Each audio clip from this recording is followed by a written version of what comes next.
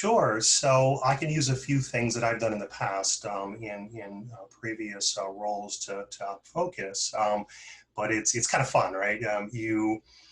What I've done before was essentially hold demo days, something very simple, right?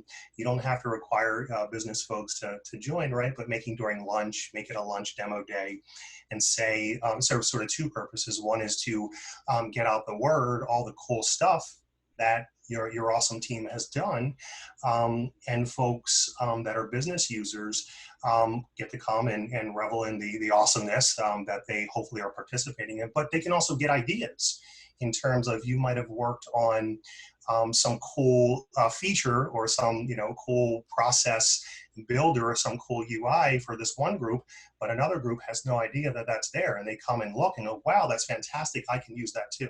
So you're giving value back to those business users as well. And the other thing it serves too is you start to get your admins or your folks that are in the system hopefully very proud of the things that they're building, get them more excited. So now you're building even bigger and better champions within your group. They're proud of their work.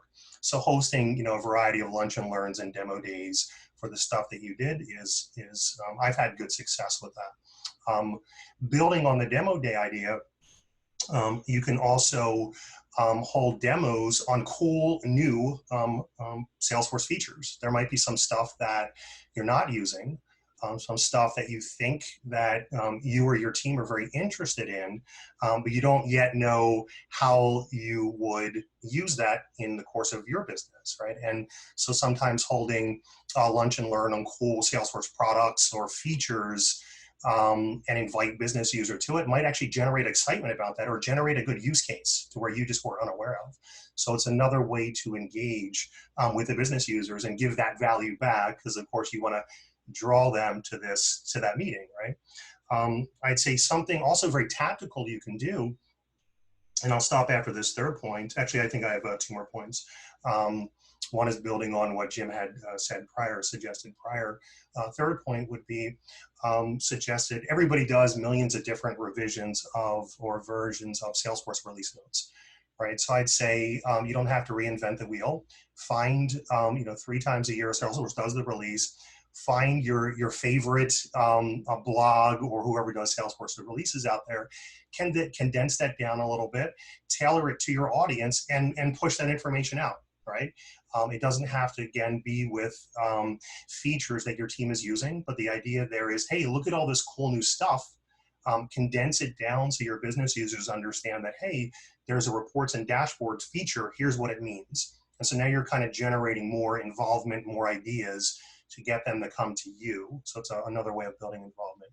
And I said the last one is building on what Jim Parker had said, which is essentially appoint representatives or appoint business champions, right, within each group. And at my last company, I went so far as advocating, and eventually we made this happen, to where each business manager at the director level, and sometimes down to the managerial level, actually had Salesforce responsibility in their job role. They weren't in there being an admin, but they were formally the person go-to per group, and that was actually built into their job description. Now, really, that sorts of build that advocacy. It builds a funnel in terms of those business users now that are within the group can have a point of contact, a representative. They can go to that person, and ideas can start to elevate from there. But it was built into their job description, saying you're the Salesforce point champion and advocate for this group. So I'll pause there. Hopefully, I touch base on some of the question, or the majority of your question.